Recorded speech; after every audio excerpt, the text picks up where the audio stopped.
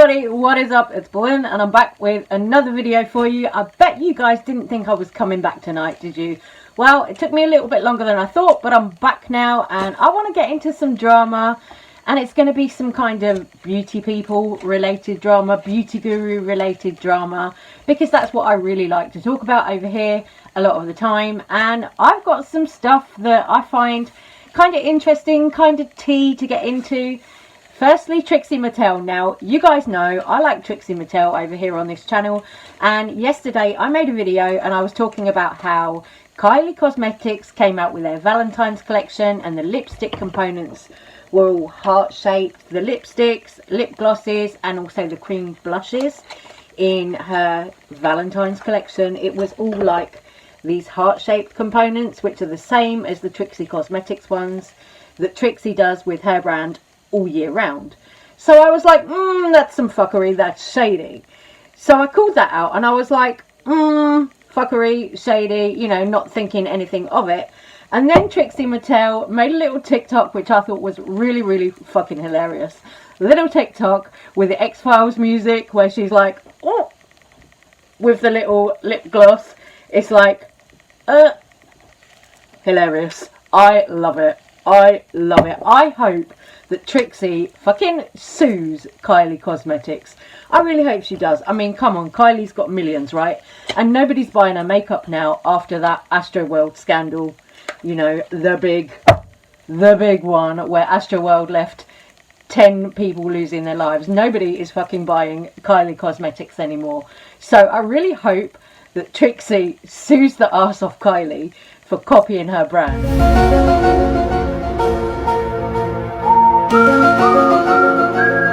Anyway, I'm going to move on because there is some more tea to get into, and this time it's involving everyone's favourite James Charles.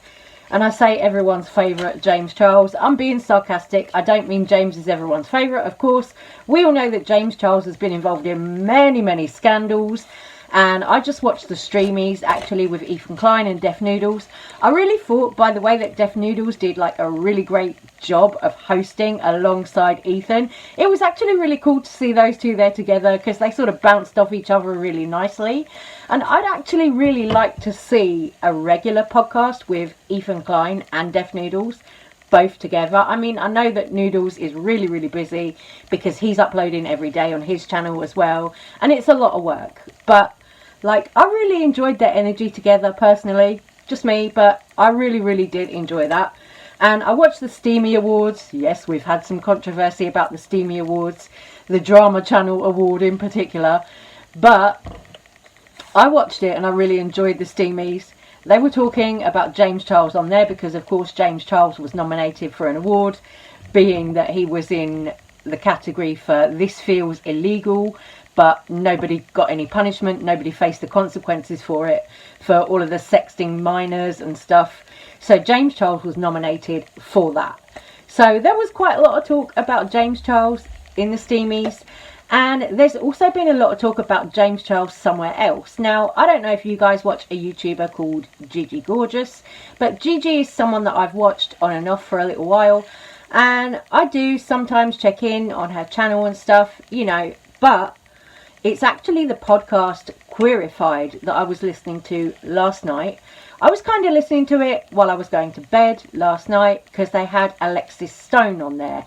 Now, Alexis Stone, drag queen, visual artist, you know, is a big deal over here in the UK. And Alexis has been on this kind of PR trip over to LA doing loads and loads of interviews.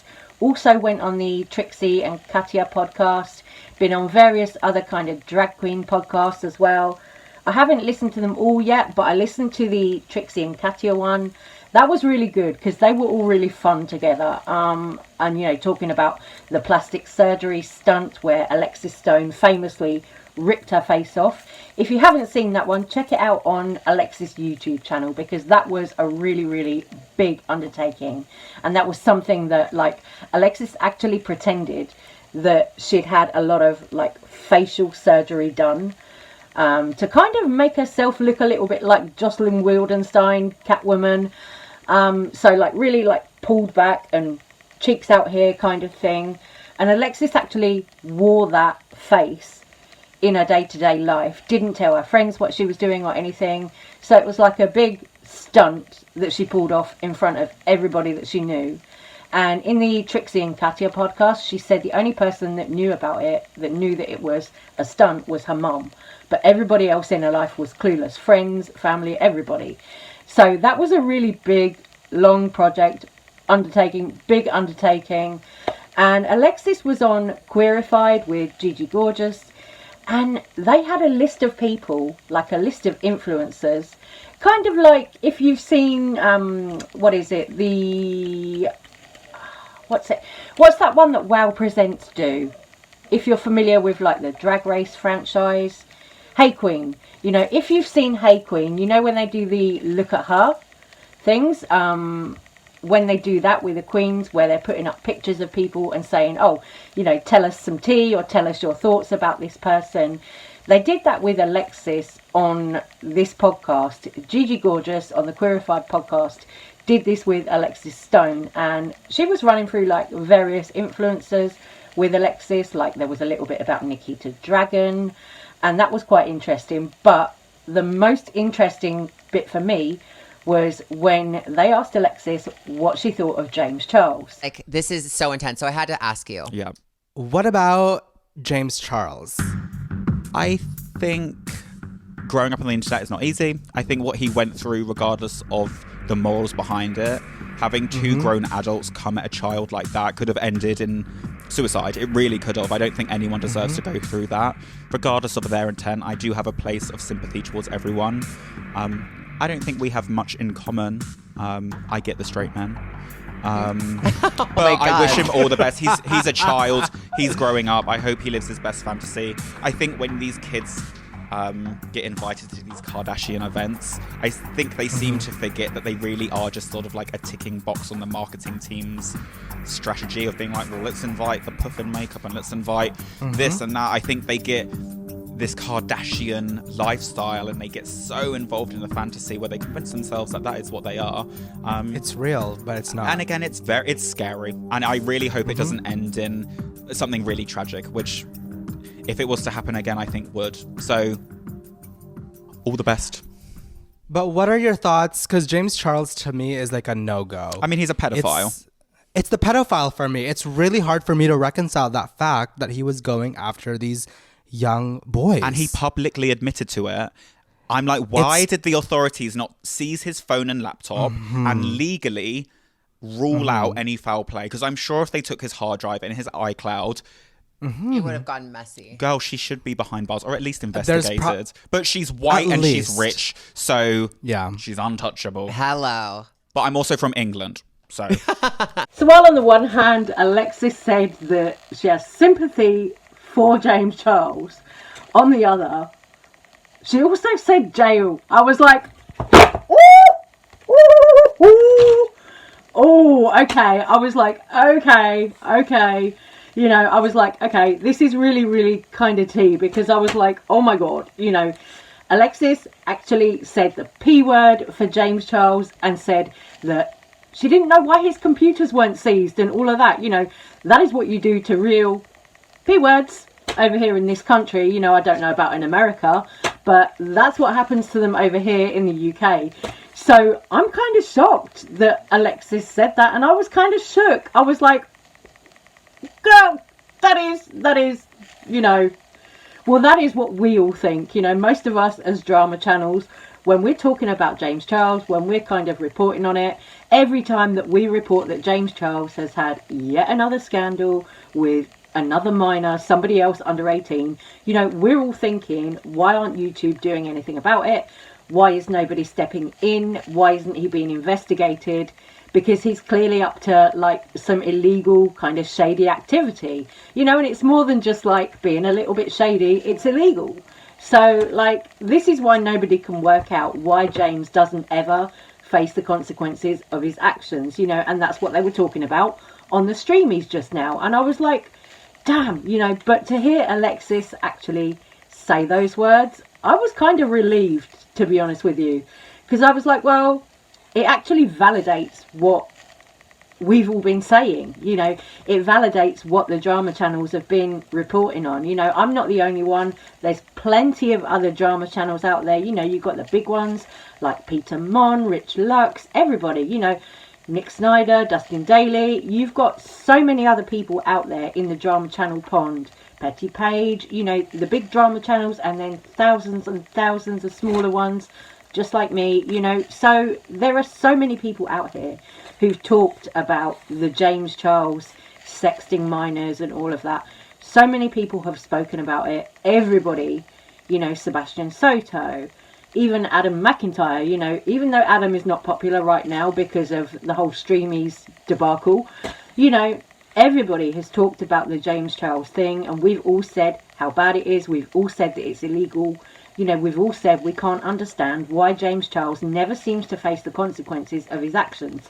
So it just seems to me that, like, this is going to be some kind of never-ending thing, because now Alexis Stone has come out and added her voice to the discussion. I'm like,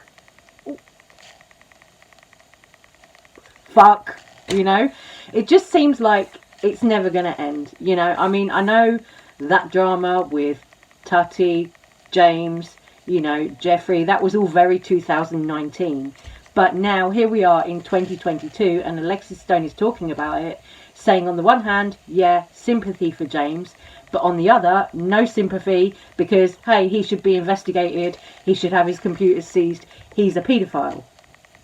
I'm like, damn, you know, and that's Alexis saying that, not me.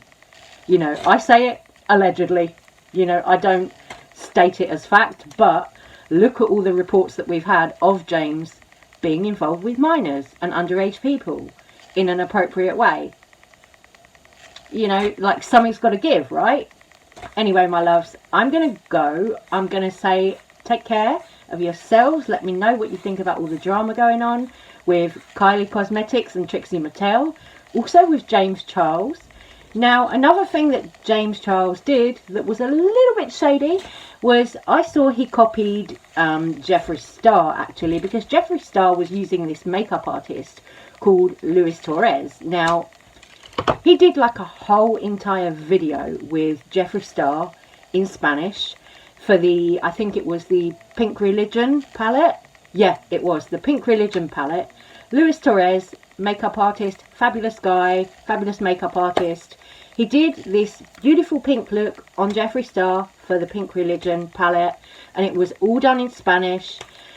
And then also Luis Torres appeared in the Pricked collection video with Jeffree Star and COPYCAT, and they did like a makeup battle where they did half a face each. And then the other day, Luis did Jeffree Star's makeup just before he flew to Paris. Then 2 days later, James Charles decided to post a little Instagram story. Oh, Luis Torres just did my makeup, and started talking in Spanish. So it was like he was trying to copy Jeffree Star. And I was like, girl, shady boots, you know, stealing Jeffree Star's makeup artist friend. And I was like, James, you know, clearly it's like James, I think from the get-go, has kind of wanted to be Jeffree Star. He's wanted to be as iconic and as famous as Jeffree Star is. But, you know, I think people forget that Jeffree Star had a whole ass music career before he came onto YouTube. You know, Jeffree Star was MySpace celebrity. Then he was touring, doing music. You know, he had a whole ass career before YouTube was even a thing. You know, Jeffree Star was already a star before YouTube. So I think that a lot of these influencers like James Charles, where they get very competitive, I think they forget that Jeffree has a whole ass fan base from that time. And I think that's why they forget that a lot of people think that Jeffree's so kind of iconic and all of that, because of, you know, Jeffree's work, what he's already done, you know, the music, everything. So James Charles, it seems, has tried to kind of, at a lot of points in his career, kind of, you know, almost like, I don't know whether he's looking up to Jeffree or what, but then of course that whole drama in 2019 happened, and that kind of put paid to that. They don't collaborate anymore, nothing like that, you know. And it just seems that James now in 2022 is trying to take a little jab and say, hey, anything you can do, Jeffree, I can do it too. Anyway, I'm going to love you and leave you.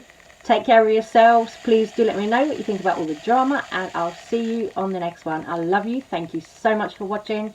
Thank you for being here. Bye.